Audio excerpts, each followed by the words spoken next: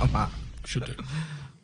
Jay here, Full-Time Devils, and this is the Manchester United Daily, I suppose we could call it. It's not live, it's a chat with Stephen Howson. Steve, welcome. Well, I say welcome, we're actually in your studio here, aren't we? We're actually, because I know that you might have seen this backdrop from, Paddock Watch-alongs or My Brew or stuff like that. This is literally my desk. Yeah, so we've come to Steve's manor. This is this is literally where I sit all day. He's such a diva. He's like, I'm actually at this angle. I'll come on the channel, but I'm not getting out of the chair. But if you want me, I've just faced. Yeah, you're gonna have to 30 degrees to my left, to my desk. So all right then, we watch that too. Are you well? I'm all right, mate. Yeah, I'm good. We've just been out and about, haven't we? Doing a little bit for that there Sky. In the rain. In the rain, talking about the emphatic 6-goal thriller at Bramall Lane. What score is that under Jose? Under Jose? I think we lose 1-0. Yeah, maybe.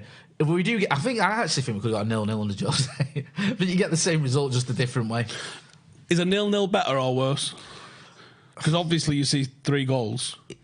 We also concede 3 we had goals. this question, didn't we? And I would say that is better because of the scorers. Mainly. Well, all the scorers is a positive. I'm not just going, it's academy, but it is good to see academy players scoring, especially new ones. And your mate, Brandon Williams, getting a goal. Great finish as well. I'm my other mate. And your other mate, Mason Greenwood. And I'm my other mate. Yeah. Well done as well before we start. How much did you raise on your... I don't know. It's still going up, thankfully. If anyone doesn't know. It's about $6,000. Yeah, you did a 24-hour podcast on... Was it on your channel? On my channel, on my podcast channel. Yeah, on your podcast to raise money for... What's the official title of it, so I always get it wrong? Homeless in Manchester. Why did I get that wrong? It's not exactly hard. Homeless in Manchester, so obviously a great cause. I came on it for a couple of hours and it was a privilege to get involved. So well done for all the money you've raised there. Cause we was taking a piss on me because Marcus said he was going to donate his shirt to the cause. Nearly a match-winning one. Yeah, and we was like, it's a goal-scoring match-winning shirt. And then when he bagged, I was like, yes, you bastard. It is. And we conceded, I was like, so many tweeting opportunities gone. How excited were you when Brandon Williams scored as well? Oh, it's like I scored it. I had older baby. I'm in the middle of teaching my daughter. She's 10-month-old. I'm in the middle of teaching her the Falcao song, right? And she loves it. She proper pisses her pants at it. So when Brandon scored, me and her up around she just shit all over herself. Right. So I just changed her. She's got like a United onesie. Standard. So just thrown her in the United onesie, and we was watching the back end of the match, and then Brandon scores, cheered, scared the shit out of her, and then we watched the remainder of the game, the last 4 goals that went in. It's 4 goals, wasn't it? Yeah, 4 goals. Cherish those moments, mate. It's all downhill when they get a bit older, once they start crawling. Yeah, Brandon Williams got... What... You probably won't like this, but I'm going to say it. What I liked about Brandon Williams' goal as well, he wasn't having the best of games, I don't think, if I'm being brutally honest. But he didn't lose his head. He kept going, and he got us back in the game. Which I thought, for a young lad like that, it showed a lot of character. Because he could have gone missing, and he could have oh my God, it's not quite going my way. It's not his character. His character's... When I was really impressed with that. His character's mint. He's that honest sort of you know what you're getting with him. Yeah. He's a terrier. He's a nutter, but in a good kind of sense. In that, I miss a little bit of intimidation factor me. No, I think it's a good thing to have a little bit of intimidation. In moderation, it's a good thing, isn't it? Yeah, if it's just an all-out thuggery, but he's not all-out thuggery. He's a good footballer. He's a very good footballer, with a good attitude, and his attitude's probably elevated him above what his skill level truly does. Because Ethan Laird is a better footballer. He's better going forward in the final third. He's an absolute Joe. He scored again last week. He's a better footballer. He's probably par defensively, but with the ball at his feet, he's probably better. But Brandon's... See, this is where attitude's so important, and Gary Neville went on a bit too much, I thought, yesterday about attitude between the two teams. I didn't see Gary Neville's commentary. I watched the game, obviously, but I didn't see what he had to say for himself. But he kept going on about the attitude of the two teams, and how Sheffield United's attitude and commitment to every single ball was there, and United's wasn't, and he was right. But Brandon Williams has that attitude, that underdog terrier mentality that elevates him above players probably with... Luke Shaw's probably a better footballer in a lot of people's eyes, but his mentality and his attitude isn't. Yeah, no, and Brandon's put himself into this position. Now, the good thing is that he's an accomplished footballer. I don't think his ceiling's as high as like an Ethan Laird, perhaps, but he's an accomplished footballer. You don't get to be an academy player at United at 18, 19 unless you've got some technique, and you've got some level of skill. But everything's just coming together at the right time for him. He only got his first ever England junior call-up like a month ago. That was the first time he'd ever represented England. And then he gets his start at United, and he's took it with both hands. He's took it as well as Marcus took his when it came. Yeah, I know. It's been an explosive start, I mean, was it Partizan away? Was that his first night? Yeah, I think so. But you couldn't help but fail to be he was in the cup at home, wasn't it? Who were playing the cup at home? Wasn't Rochdale, was it? Rings a bell. I think it might have been Rochdale. But it was the Partizan game sticks in my memory as like, wow, because I know you've been raving about him for ages, and I was like, Howson might have a point here. And then was Chelsea as well in the cup, where he was throwing players in at the advertising boards, which you all love to see, especially when it's at Chelsea. But yeah, he obviously rallied, got us back in the game. And another player that you love to see scoring as well, Mason Greenwood, who's dynamite apparently. 3 academy products scoring goals. I don't know who got the assist for Brandon. Was it a deflection off a Sheffield United player that it came out from? Yeah. It was sort of headed out, wasn't it? Yeah. All right, so I don't really think there's anyone that's getting that. Was it Wan-Bissaka put the ball in, didn't it? Wan-Bissaka. All right, so even if you're saying the chance was created by Wan-Bissaka, was he? He's 19, isn't he, Wan-Bissaka? No, Wan-Bissaka. He's 21. 21, 21, sorry, yeah. So he's 21. You have Dan James create the one for Marcus, which that pattern of play is what City do.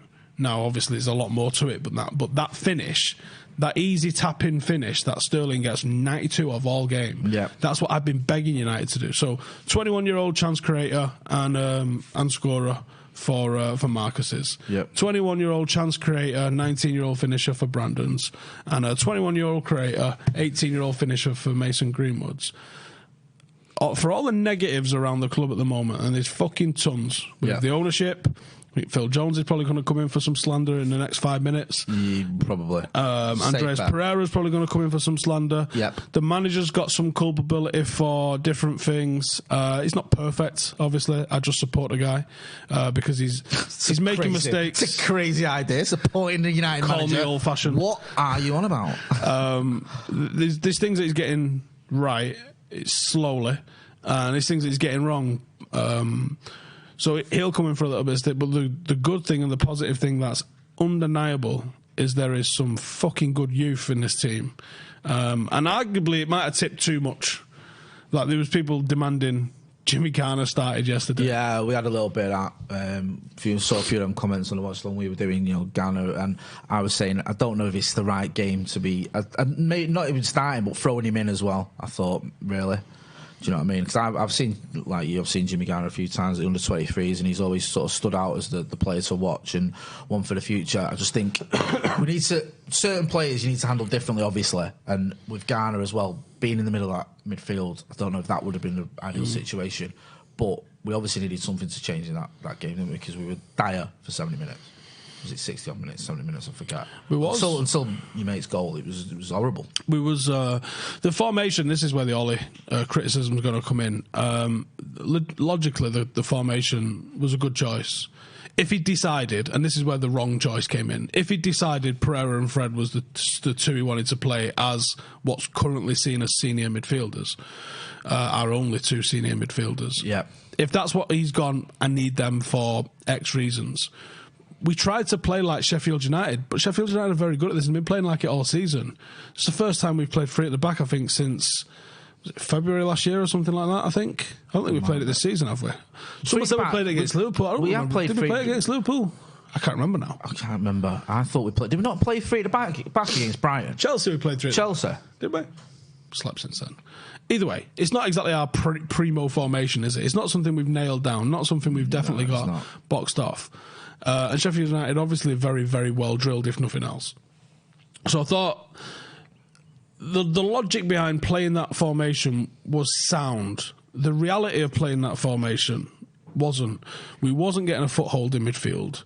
And that could be down to performance, that could be down to tactics. I think it was a little bit of both. And then he changed it at half time. You got to give him credit for that. I see people just refusing to give him credit and go, well, it was his fault. He played Jones in the first place.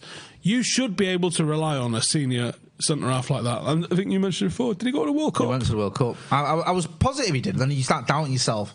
The World Cup. He didn't play, I don't think. I think he might have got a game against Belgium or someone when Southgate played like his complete reserve team. Don't quote me.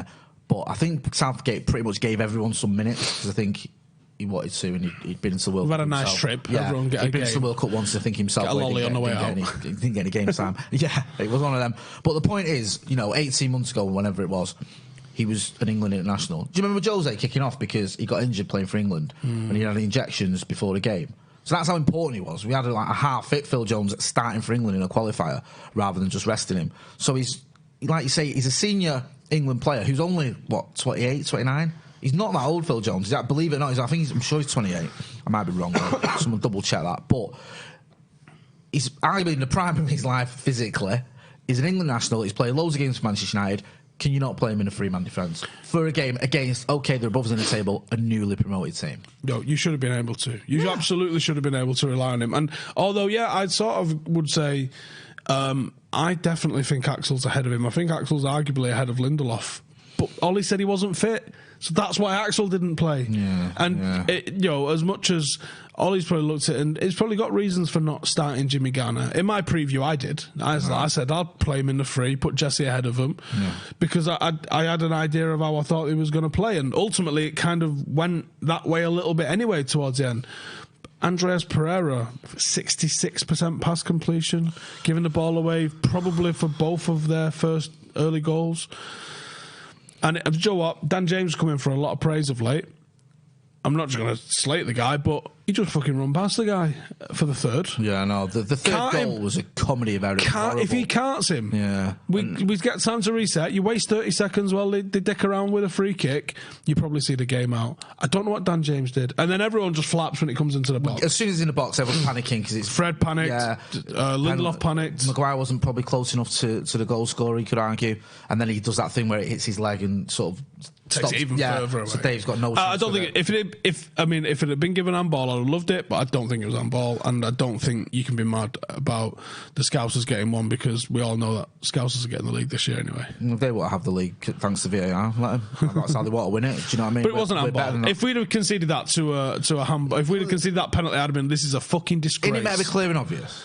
Is this the thing? I don't understand VAR that well because it seems to change every week. But if it's clear and obvious, that wasn't clear and obvious anyway. Because it's a clear and obvious error. Oh right, so error. The thing, right, sorry. So it's like when Drogba was 10 foot offside against United in 2010. Yeah.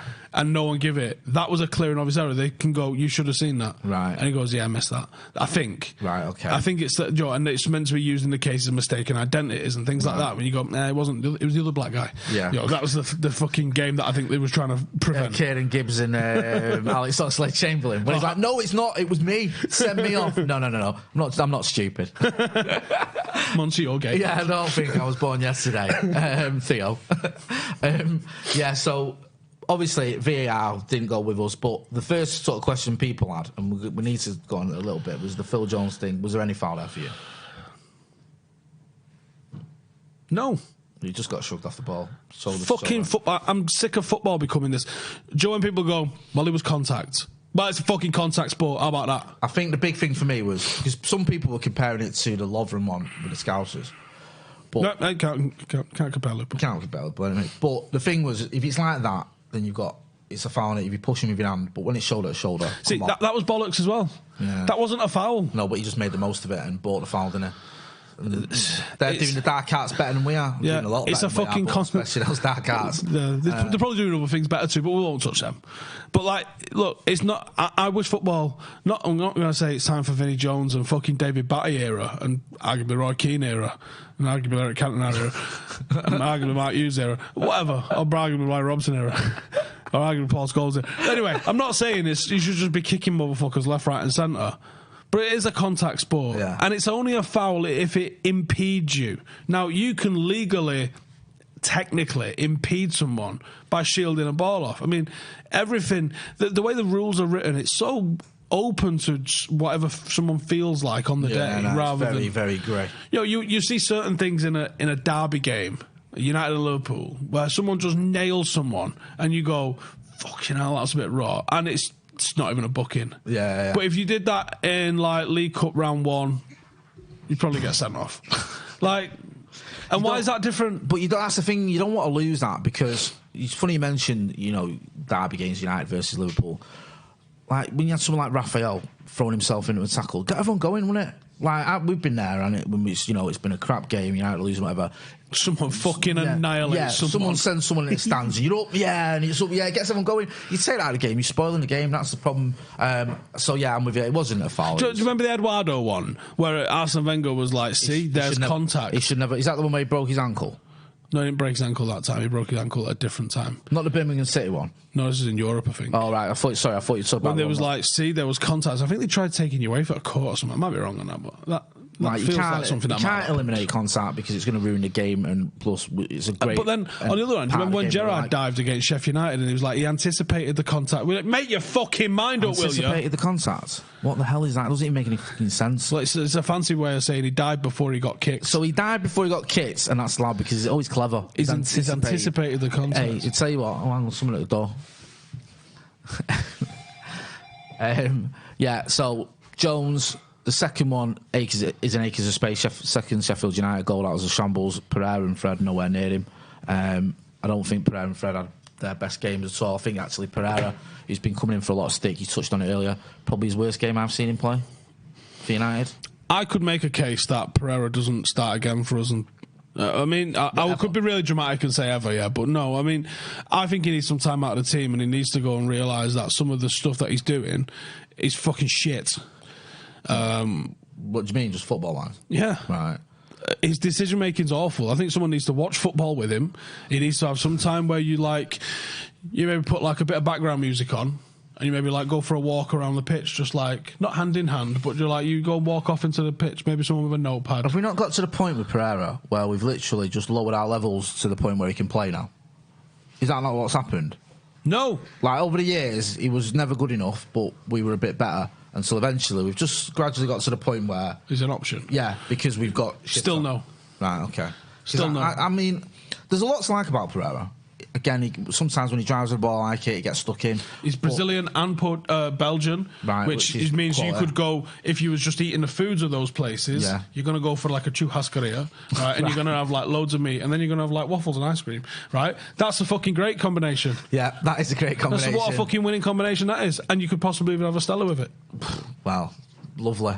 Lovely if that's your tipple. But football-wise... Didn't work. It's like, the trouble is, when you say he's Belgian and Brazilian, we haven't got like Ronaldo, R9 and Eden Hazard here, have we? No. We've sort of got the worst of Marouane Fellaini and Anderson. Oh, Kleberson. Yeah, it's like, do you know what I mean? We don't. I think Januzaj and Kleberson moulded into one, really, which isn't what we need at this moment in time. I think Fred's very much of a Kleberson kind of ilk. Well, Fred flatters to deceive a lot of times. Last time I criticised... was left-footed as well, wasn't he? I don't know. He hit the bar in the World Cup final. That's how he made his name, didn't he? He hit the bar for United a couple of times as well. Luis Scolari said he's my best player. Yeah, do you know what? Hey, someone needs to check his bank account and see who his agent was. Some very successful football managers have said some mad shit, haven't they? Yeah. Some mad Thankfully, shit. Fergie's not one of them. Certainly not about Phil Jones. Fergie's got an absolutely flawless record. Yeah, he's never said anything ridiculous that's come back to make him look absolutely insane. God, some of the... someone's going to dig him out at some point over Bebe. There's no way that can't just be like corruption of some sort. Mate, seriously, come on. Right, this kid played what? 4 or 5 games in the third tier of Portuguese football. He played in the Homeless World Cup. Right. Now, there's nothing wrong with that, right? For starters, there's nothing wrong with playing in the Homeless World Cup. Well done. You know, you turned your life around. No, I've got questions about that, though. No, obviously, I'm not digging out homeless people. We just fucking spent an hour torturing, 24 hours torturing ourselves for raising money to help the homeless. But, like, if you're homeless, isn't there priorities? Instead of, like, me and the boys from down here, we're going to, like, put a team together. What do you mean? Oh, right, you've got other things like to worry fucking about. Surviving. Yeah, but... How have they got a team? But think about it, right? I'm not being horrible here. I genuinely don't know anything about Homeless World Cup. Playing in the Homeless World Cup, right?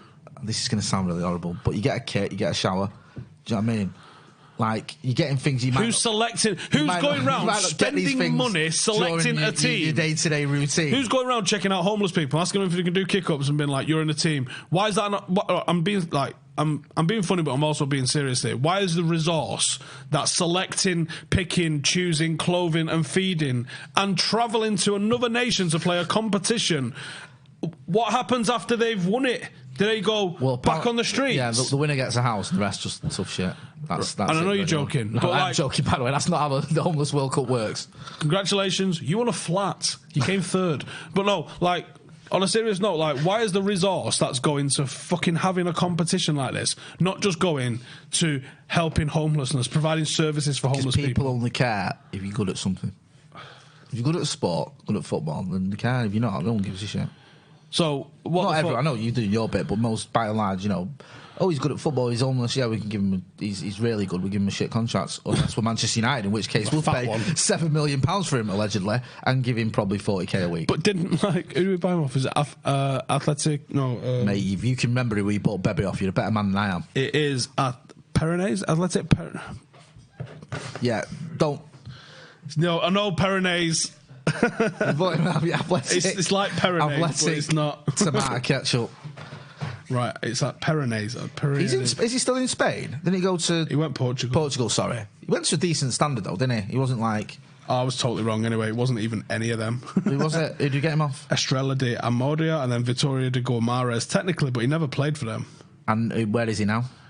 Rayo Vallecano. Right, okay. Yeah, he's absolutely smashing it. He scored 4 goals.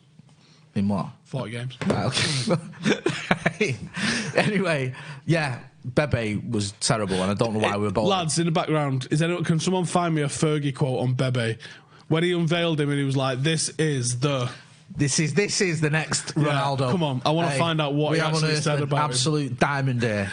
Do you know what, as well? Because I remember watching Bebe, and what I thought he'd been mint, because I thought, oh my God, we've spent this money on this kid. He's come from Portugal. He's come out of nowhere. He's going to be sick. Like, there's going to be something about him. I'm watching him thinking, don't get it. Like, do you know what I didn't get as well? He's really not very good at football. David Bellion. Yeah, that's another one. He said he'd never seen him play. Well, there you go. He's at his quote. Here we go, we signed this lad. I've never seen him play, but I've heard he's good. Saw a video of him once kicking a ball about. It looks all right. So didn't Vitoria Guimarães or whoever it was that we signed him off say, when we was like, we paid $7 million for him, they was like... £7 million in money? This is 2. and Fergie was like, don't worry about it. All right, here we go. Sometimes you have to... Here we go, this is the quote. Sometimes you have to go on instinct and sometimes you have to trust your staff as well. This is neither of them. This was a first for me, but we rate our scouting department very highly and our scout in Portugal was adamant we needed to do something and quickly. Well... I'm guessing that scout in Portugal is now looking for work because he's had an absolute shocker there. Do you reckon he's not been doing any scouting, right? This scout in Portugal, and then he's had a phone call from like Fergie saying, "Have you got anyone for me?" And he's like, and he's gone. The Homeless World Cup just happened to be on the telly. He's gone alphabetical order, and he's gone Bebe, yeah. And Fergie's like, "Oh, sounds interesting. Tell me more about him." Quick Google, quick look. Yeah, he is mint. He's playing the Homeless World Cup. He's gone. No, playing the World Cup. Yeah. It's weird. I was watching Portugal in the World Cup. I don't remember him. Fuck me. No, that was... Does that mention Real Madrid there? Go up. Yeah, because weren't Real Madrid in... Stop. I know Real Madrid were offering and so were Benfica. Mate, Real Madrid and Benfica have rang each other and said, let's get one over on Fergie. This was a let's prank. Wind him up. This might have been the version of Punked in Portugal where there was a blag thing and they got United to sign him and forgot to tell us. Yeah. There's an unpublished video there from somewhere that's going to get shown one day of this absolute comedy that ends up with us buying Bebe. Hang on. He said, of course I've heard of the Premier League before. And then says it was always my dream to play for a club like Chelsea. Or Manchester United. Why is he throwing Chelsea into the mix? Like, mate... Some very big names from Portugal have played here. Cristiano Ronaldo, Nani Anderson, and that was definitely a factor. I want to become like them. Hang on a minute. That was definitely a factor. What's he mean then? Like he's decided. Had Real Madrid on the table, didn't he? Decided. Well, the fact that you've had Nani and Anderson and Cristiano, I'll give you guys a chance. This is ridiculous, mate. Honestly, do you reckon they did like your quarterly reviews and stuff with the scouts? I'm fast. I kick well, and I score a lot of goals. I'm fast. I kick well, and I score a lot of goals. Well, I'm going to be honest, bro. I wouldn't mind. I mean, to be fair, actually back that up. He'd scored 4 in 26 for Estrela de Amora, who are a, checks notes, Portuguese second division team. Mate, this is just absolute madness. How did any of this happen? Mate, we owned him for a long time, you know. I bet we fucking did. Who's going to have him off us? 4 years we owned him for, and sent him out on loan loads, and he scored 1 for Rio Ave. Even Besiktas took him off us for 4 games and he didn't score for them. 4 games. Oh, do you know what? I feel sorry for him. I do. Show me, highlight that. What are you trying to say? All right, I thought you were just highlighting something. But do you know what the funny thing is about that, though? Right? Let's role play. Right, go on, then. So you are... It's not the first time you said this to me. Portuguese scout. Right, and I'm Sir Alex Ferguson. Yeah. We signed Bebe for 7 million, which was actually a lot of money in 2010. I'm guessing you've got this stats there. I'll see to 2010. Right. I'll give you a clue. In 2010, what did we sign Luis Zaha for? About that. Yeah, but that was a lot soon. That was before 2010, wasn't it? Only about 2 years before. No, well, he won the title with us in 2007. And eight. So it was only a couple of years before. Right, yeah. So you're talking an amount of money. Hernandez was around that time for the same price. Okay, so you got Hernandez, Luis Zaha, and Bebe was a similar price. Right. In fact, I think it was all the same price, actually. Right, okay. So, you've been a Portuguese scout. Yeah. What's your Portuguese name? Ricardo. Okay, surname? Rauez. No, I'm not. There needs to be a day in there somewhere. Mondias. Oh, like a double barrel, like a Ricardo de Maduez, Almeida. Ricardo Mondias. De Almeida. Right, okay, right. So, right then, Ricardo de Almeida, the fucking, whatever your fucking name is, right? Ricardo Mondias de Almeida. Don't get my name wrong. So this fucking wee lad here that we signed off you, right? I'm actually already scared about this. He's pish. Oh, sorry, Mr. Ferguson. I don't speak any English. That's how you got to play it. When we said Real Madrid were hovering, it was like there was a full stop missing. Like, when I said Benfica were having a look at him, I meant because it needed cleaning stuff. It was like on telly. Yeah, they wanted someone to go. Look at this. Absolutely. Not like it wasn't a look at this. It was a look at this. Lost in translation. It happens. But Bebe, yeah. The funny thing was though, in those Muchos, sorrios. We could get away with that. We probably won the league when Bebe was on our books. I'm not saying he played a part in it, but we probably, we still won the title when Bebe was a Manchester United player. We did. So that's the difference. He's not got a medal, has he? No, he can't. I don't think he played. Did he play any league games? If it's Bebe 1, Gerrard 0, I'm done with football, mate. That is absolute quality. He played a grand total of 7 games for us. He scored 2 goals, 1 in Europe, 1 in the League Cup. He's a 1-in-1 in Europe. He's probably the best striker Europe's ever seen. You're going to have to do some serious backtracking in about 15 years when he's on your warm down. Here he is, my top 10 favourite Portuguese homeless players. You're pulling out those 7 games that he played like you were there at every one of them and you loved him. I probably was there at every one of them. You're probably there, but you're going to make it out like, you're his number 1 fan. I always rated you, Bebe. I tell you what, mate. Ever since you were... you played that game against Exeter, Crystal Palace in the League Cup. I thought, there's a player. So... Who's the worst player you've seen play for United? The worst player I have seen play for Manchester United, and I'm going to put this in perspective, he's not the worst player. The most disappointing player was Sanchez, purely because if anyone did do that, I had no pants on for about 4 days. That's what I mean. Like, when they go, you're all creaming over Sanchez. He was amazing at Arsenal. He was at the right age. I thought he would genuinely make us title contenders. That's why. Well happy. Yeah, I was buzzing. There's no point did I think. Oh. Well, there's another one. And again, he's not the worst player I've seen at United. I've seen. So give me your worst player. Was you just think, what the fuck are you doing putting a shirt on? That's mine. Who's that? He never played in the first team. Oh, is that the one that Phil Neville scouted? Yes. Right. So we need to have a conversation about Phil Neville as well. Well, you'd be Phil Neville. Right. Okay. And I'll be me. What am I doing? Phil So Neville? you scouted him on telly, so we know you did. Right, where you was like, he'd be very good for Manchester United, he would. Basically, the cameras were on me. Yeah. And I was busy sort of thinking about unicorns and fluffy white rabbits. And then I realised, like, there's a football game going on in front of me. So a guy did a step over. Yeah, and I'm supposed to be like a coach. So someone went, what do you think of that, Phil? And I didn't see it. Yeah. So I'm like, he's amazing. He should probably sign for United. The way he does that thing with that ball, he's definitely good enough to play for Manchester United. So then your mate Nicky signed him. Yeah. Not just signed him, but then played him in the under-21s.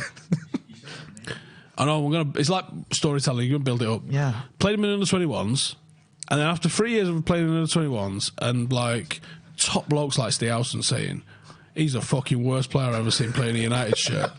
I think he clearly knows fuck all, so I'm going to extend his contract and give him another 2-year deal. So he ends up playing like 4 years at United, and he is, hands down, the worst footballer that I have ever fucking seen in my fucking life in a United shirt. There's not even like, do you know what, he was quick though. Wasn't even quick. I reckon he went down where Phil rang Nicky and went, Nicky, I'm on camera saying this shit, mate. You've got to help me out. Sound. Like, don't extend him though. Once you had him. Come on, mate. Seriously, it's going to look like I've dropped the right ball. Just extend it. Go on, make it look like there's something there. And Nicky's like, yeah, whatever, I don't care. There was nothing there. Really? Was he that bad? I don't remember him at all. I remember him from that documentary. I don't remember him seeing playing for United. Abdul played at the pits against him. Really? Oh my God. Well, that says it all, really, doesn't it? Sadiq El Faturi, think, in case everyone's going, oh my God, stop waterboarding me. Who the fuck you on about? And no, to be fair to the lad, right, he's probably having a kick around with his mates at the soccer dome, and Phil Neville suddenly told him he's good enough for playing for Manchester United, and then put him in the team. Well, none of us would turn it down, would we? So we'd all turn up at Old Trafford with our boots, like, fucking, Sam it, where do I sign? We'd be the same, like, oh my God, how's this happening? Fair enough. Well, what, extend my contract? Yeah, sweet. So then we sent him to Chesterfield. Oh no, he went to Chesterfield after we suddenly had a moment of clarity and was like, why is he here? Yeah. So he went to Chesterfield, and Chesterfield was like, wow, you've come from United? Manchester United? You're fucking shit. They played twice for Chesterfield. Really? Here's one for you. Now he plays in the Libyan First Premier League, but doesn't play. He's only 25 as well. It's weird, isn't it, right? Because with a lot of footballers... like, yeah, he's at FC Poly Isali now. Oh, he's at Salford for a bit. Man United. Oh, yeah. Oh no, they released him. They released him in March last year. So he was at City under-18s. Then he went to Salford. So he went Salford to United. 4 years at United. 3 years at United. FC, what's that? Nice Al Ahly Tripoli. Who are these people? They palmed him for money. Someone paid money for him. He's got caps for the Libyan team. So was Abdul. Hey. Do you know what it is, right? Abdul's got free caps and he can't even get a game for Studio 68. And he's not even Libyan.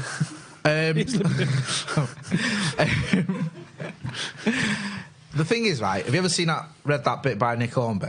I know he's a gooner and all the rest of it, but about Gus Caesar. No. In VP. He talks about Gus Caesar. If you get a chance, Google it. And the point he's making is, even someone, a top-level player who's shit, who Gus Caesar played for Arsenal for about 5 games, was terrible, and in the 1987 League Cup final... Oh, yeah, but if he turned up at 5-a-side, he'd look like Ronaldo. Exactly. You think about it, the process they go through, they're in the youth team, then they get spotted as one of the best players in the youth team, then they get in and around the first team, then they get good enough to be in the first team. But even to get to the youth team, you're the best player in your school, you're the best player in your county.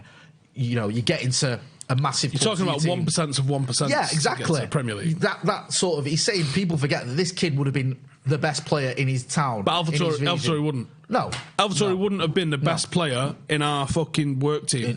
I guarantee that. In his house. Yeah. Do you know what I mean? That's what I mean. So... that's why he's a Ola Sunday was a fucking close second. He's a bit of an anomaly. And do you know what? I made a point. Who's your one?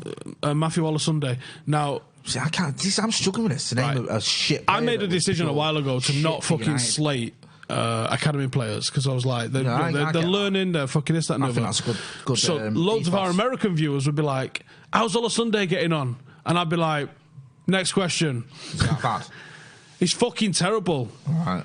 Terrible. So, sorry, American friends. He's fucking shit. There was a player who was a bit like that, Sadiqa, who Fergie bought called Graham Tomlinson, who never kicked a ball for United. That was early 90s, wasn't it? Yeah, he was like, I remember reading about in Manchester United magazine, he was like, well, no, I can't believe I've come here, this is amazing. And then it was like, you don't think he ever even got on the bench. It was like, I don't know why, I think he ended up at like Macclesfield and then dropping out of leagues, which is a weird one. One player who wasn't the worst, but who flattered to deceive the most. Who's your worst? I don't know, right? Because so I'm trying to think who my worst in the first team is. I'm struggling, and I can't remember seeing a player where I thought he's dog shit from start to Prunier finish. is someone that people throw. But I don't think he was that bad. I didn't remember. I remember he only played 2 games, and I don't think he was that bad. Even like Massimo Tahibe, we were talking about him the other day, weren't we? He was shocking, but he was man of the match in his debut at Anfield.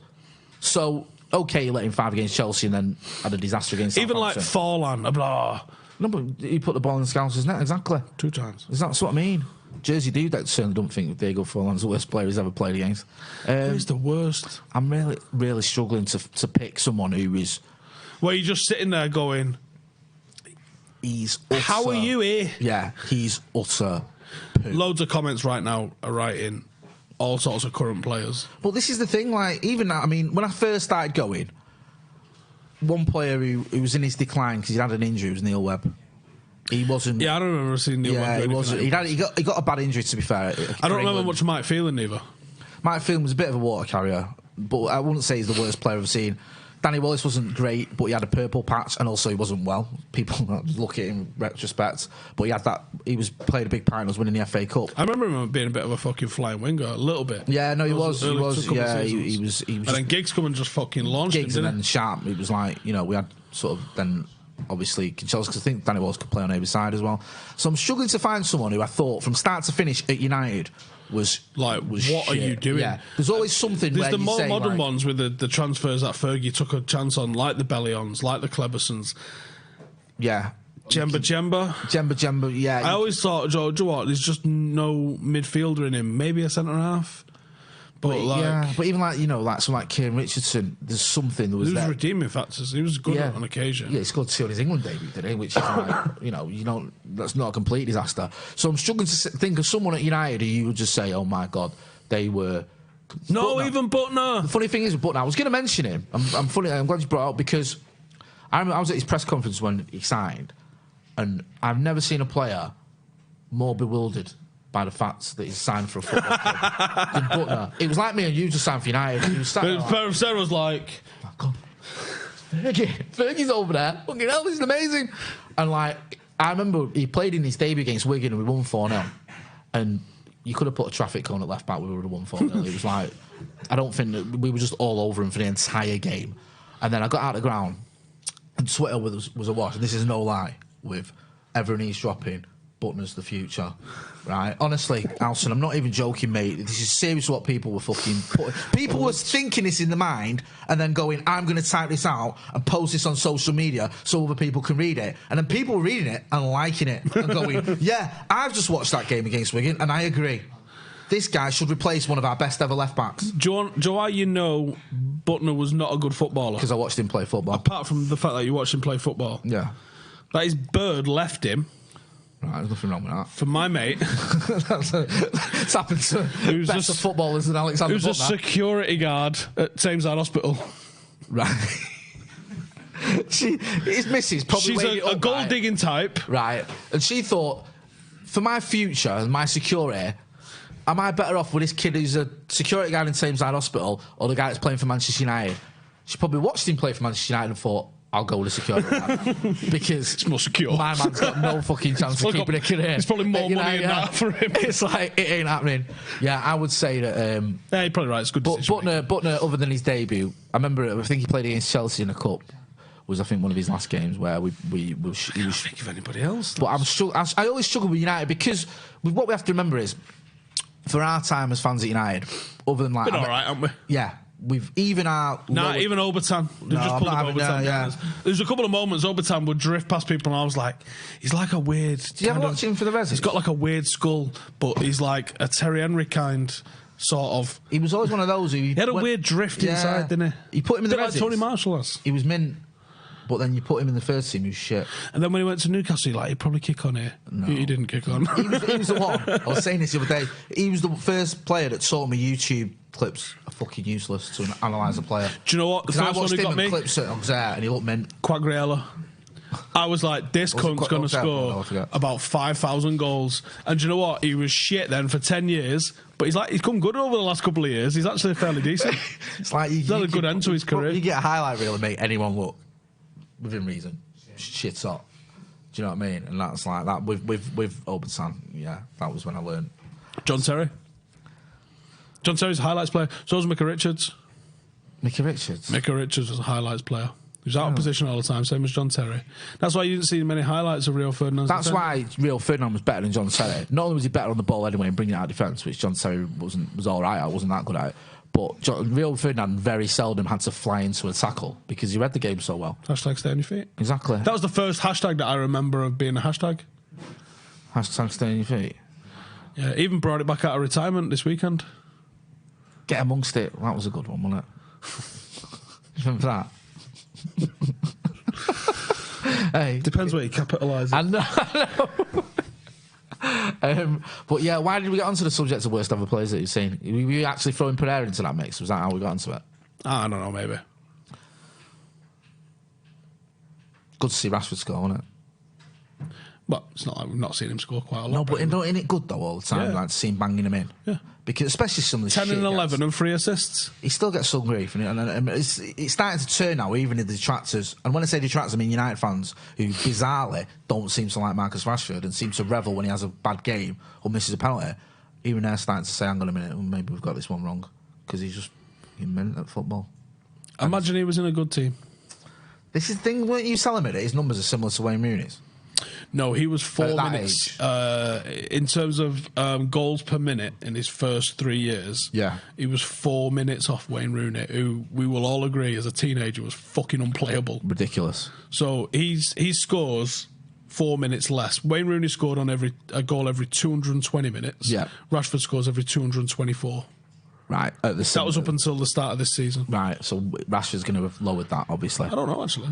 But the fact that it's even similar to a player like Rooney is Can't do the maths while we're on it. is pretty amazing. The fact he's 4 minutes out from it isn't bad. And then when you look at his other Rooney ones... was in a mint team, like you just said. Yeah, then. unbelievable. In that time, Rooney was in a team that won the title. So, And Marcus Rashford's in a team that currently occupy 9th position in the table, I think, last time I checked. and his first 150 games or something like that, he's got similar or better actually goals than Ronaldo.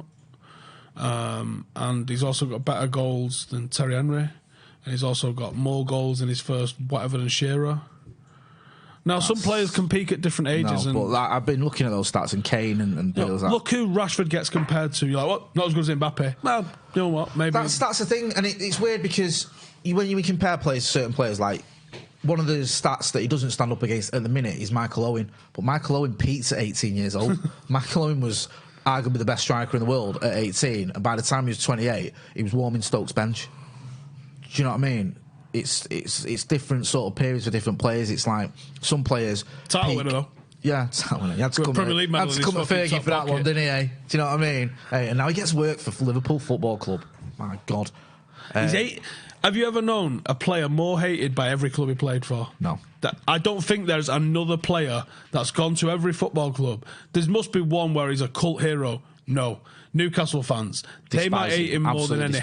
They fucking double hate him. Stoke hate him. Yeah. United fans hate him. Why do Stoke fans hate him, by the way? I'm not sure.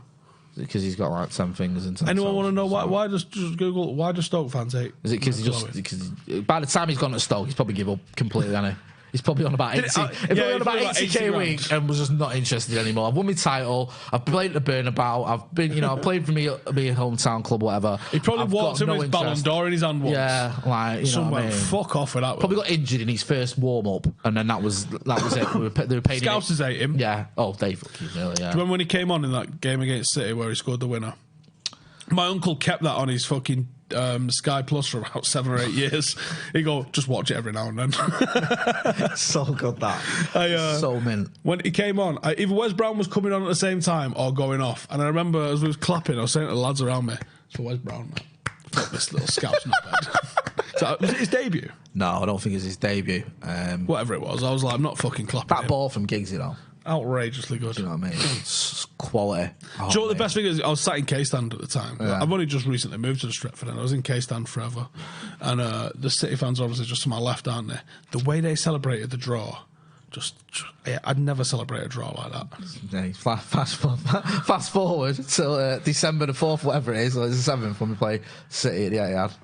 6th. No, 7th, yeah, you're right, 7th. No, I still wouldn't celebrate we got a draw 3-all. I'd be like, fucking come on. But I wouldn't be like, it was full on limbs in the City end when... And that wasn't even like, I could get it if that point takes you top of the table or wins you the title. But that point probably put them like in 5th at the time. I don't even know. Yeah, so it was like, what are you celebrating for? There was proper limbs when Owen put that away. Fuck, you know. It was like a 10-minute celebration. You've named players that were shit, and we've spoken about some players that have had bad games, and you've said, right, you don't know if they're going to play again and all the rest of it.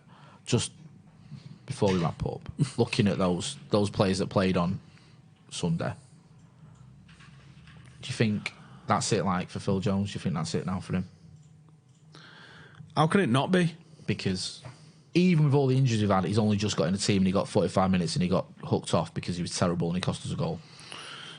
For me, Axel Tuanzebe, in my head, is above Lindelof, which means he's probably 7 players above Phil Jones. A few weeks ago, I was still in Victor Lindelof's camp, but he's had a shocker this season. I'm sorry, he has. Here's the mad thing is that we've had so many good young players come through with some good potential that people are like, we can't just throw every fucking youngster in. Can't if they're good enough. Yeah. Brandon was good enough. I'm telling you, Ethan Laird is good enough. Ethan Laird's better than Brandon. All these players, like, well, obviously we've got to see a bit more of Brandon. I've not seen a lot of Ethan Laird. I've seen a little bit of him. He looks mint. Dylan Levitt's banging in fucking balls that Paul Scholes himself's going to be given a standing ovation to. Physically, he's not got it. Paul Scholes didn't have it physically. We're at the point now as well where, with all these games coming, Europa League, we're still in the League Cup, Colchester. If we don't send a full-on under-23 side on Thursday, what are we doing? Yeah. What are we doing? We've got nothing to lose. We're through anyway, aren't we? And we're top of the group. So just let them give them a game. Do you know what I mean? And it's like, nothing to lose. They're obviously mad keen to get going. And you might you've got everything to gain, because if let's say you play a midfield three of Jimmy Garner, Dylan Levitt and Angel Gomez, and yes, it's Astana, yes, that pitch is going to look like a fucking car park with weeds in it, but if they go and absolutely fucking samba football that shit up, Jogo Bonito, fucking Airport, Roberto Carlos 98, Ronaldo, you know they can. If they do that, right? Yeah. The lift that'll give everybody else, the confidence that, as we know, there's some fucking cocky little cunts in that little academy group. Yeah. Which I love, by the way. Yeah. That's what you want. I'm all about it. So, as soon as they start getting debuts, that confidence / arrogance is going to result in something. And I reckon some of those academy players have probably been like to Phil Jones, somebody have a look at that number 4 looks on me. Phil Jones is probably going, what number 4? And he's going, 1, 2... Wait. 1... Don't interrupt me. 1... How many pots do you reckon he breaks at home every week? Phil Jones? I don't know. How many times do you reckon he burns his face when he's ironing and the phone rings? I reckon Phil Jones is he's won a title for us. I reckon he's got like Alexa set up. No, he didn't do it, mind. He's probably got a guy that came around and did it. And it's like a 5-year-old. Alexa, I broke a pot again. a plate.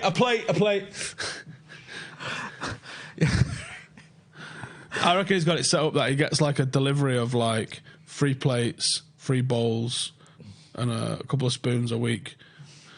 What is it you always say about him? He eats crayons. He eats crayons. I've seen a few people tweeting out now. I think you started. I wonder if anyone's ever asked him what his favourite flavour is. It's like Crayola. Mate, you know what? Do you know what? It might be intelligent. Do you know what? There was a quote that Cantona gave once about the fucking love of the game. And it was like, because it was Cantona, it was probably 300 words.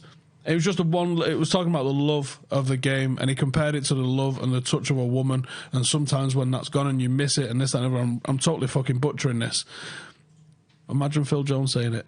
Did it say about the Imagine Phil Jones saying a sentence more than 5 words. But the time was at Callington once when I was reporting, and Stuart Gardner and Paddy Crowder were waiting in the training bit for an interview. I think it was with Rooney in the end, and they had all the footballs lined up for players to sign. So players were coming up and just signing them.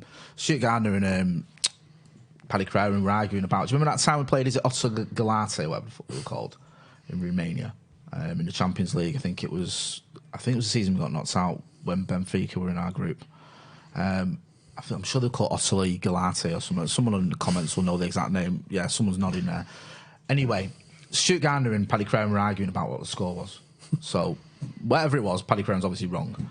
But Stuart Gardner was like, no, we won 2-0. And Paddy's like, no, we drew 0-0.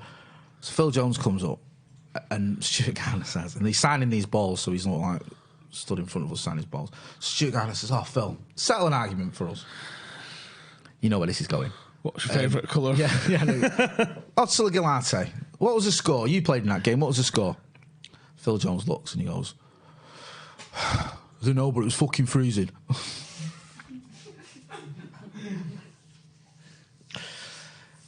Imagine asking Phil Jones any question. If you'd asked him his name, you'd have to check his collar. I feel like we're being harsh on Phil Jones, so I'm just going to say that he's terrible and he should be dropped.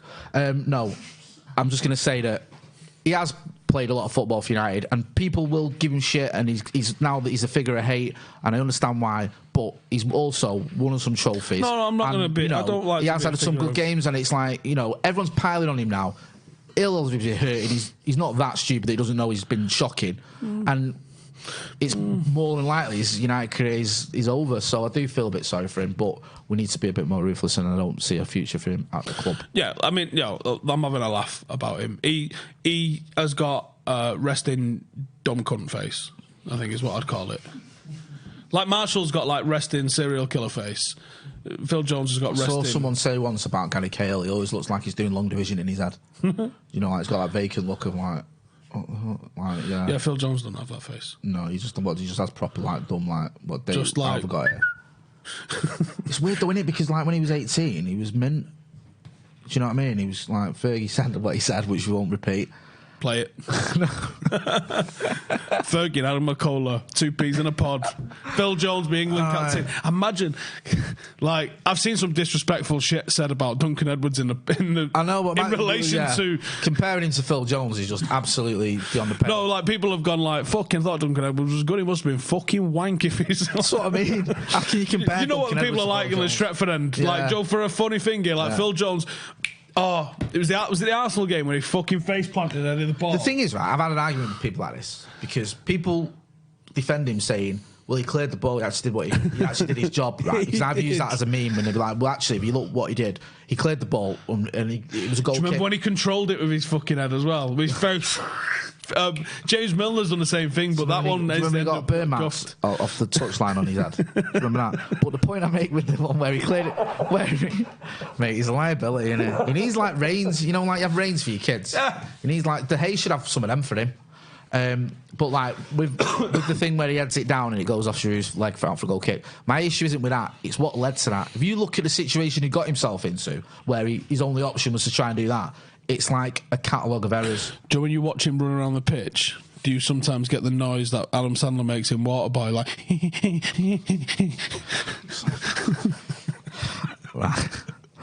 do you know when you've gone from like, you look at what the Scousers have got and you've got Van Dijk and you're like, look at this fucking big handsome bastard.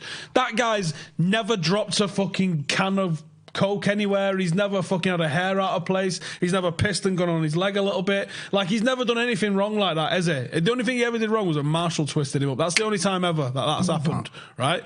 Phil Jones, literally is like trying to fucking have a bath with a toaster and stuff. He's just like... It's the impression you give in it. Like, Rio Ferdinand was fucking calm and collected and be like... He'll tell you something. You can't see Phil Jones trying to marshal a line. He'd trip up over his own fucking words. That's how good Rio and Vidic were. You could put Phil Jones next to him, he looks all right. Honestly. And that's part of the problem, is once you take a world-class centre-back away from him and you're putting him on his own or with someone else, he's just going to get found out. That, some of the shithousery, but that ultimate confidence that you get from Sergio Ramos He's in control. He's calculated as fuck. He's cool. You've ever seen that photo of Sergio Ramos getting off the fucking plane in a fur coat with leather gloves on, holding a briefcase? Looks like a fucking Bond villain. What? It's outrageous. I'll find it. It's fucking mint. I think if Phil Jones did that, you'd have probably banged him. Yeah. Right? He looks well good, and you just think Phil Jones just doesn't. Like, if you tried to do that, it would look like parody. Yeah. If Phil Jones got off a plane with a fucking fur coat on and a briefcase, like a cream roll neck underneath it, just looks cool as fuck. He just Phil Jones with his gurn face on. That'd probably be because he's walked into the wrong walk-in closet at home. He's gone into his missus and got dressed and not realised. Right, we're going to wrap. Before we wrap it up, what do you want to wrap it up with? What's the next game? Astana. Did you play the kids for it? Full under 23 squad. I know you touched on this a minute ago. I gave him a full 11. Romero in net, Laird and Williams. Give him another game. Keep him experienced. I actually picked Phil Jones for experience alongside Axel. Are you serious? I've written it the other day. You can't put him back in the United team after what you've just slayed him for half an hour and compared him to. I already written it. Mentally ill. I already written my team. Plus he's rested. He only played 45 minutes this week. Oh. Jimmy Garner, Dylan Levitt, Angel Gomez as my midfield three.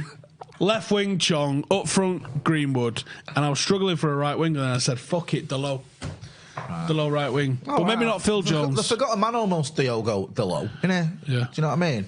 We're gonna have our previews on the channel. You're not on it tomorrow, are you? No, I'm off tomorrow. You're off tomorrow, aren't you, lazy bastard? Do you know what I mean? It's not like you've just done a 24-hour podcast to raise money for charity. Mate texts us like, "Oh, you're having a few days off now." No. Mate, I didn't think you'd be doing the whole 24 hours yourself. I thought you'd be having a pit stop, but you're like, no. Mate, no, don't worry about that. Is it over that, by the way? Can people still donate? Or is it, you can still donate if you want to get I'll send you the link. Send me the link. We'll put it in the. So yeah, we're only a couple of £100 off a few grand. £6 now, I think. So it's decent that. So yeah, we'll put a link in the description. So get involved in that. It's obviously for a good cause. It's the one that Marcus Rashford has been supporting. Check out Steve, you know where to find him. He's all over the gaff. We'll have the Astana previews up on the channel tomorrow. And don't forget to like and subscribe. Thanks for watching.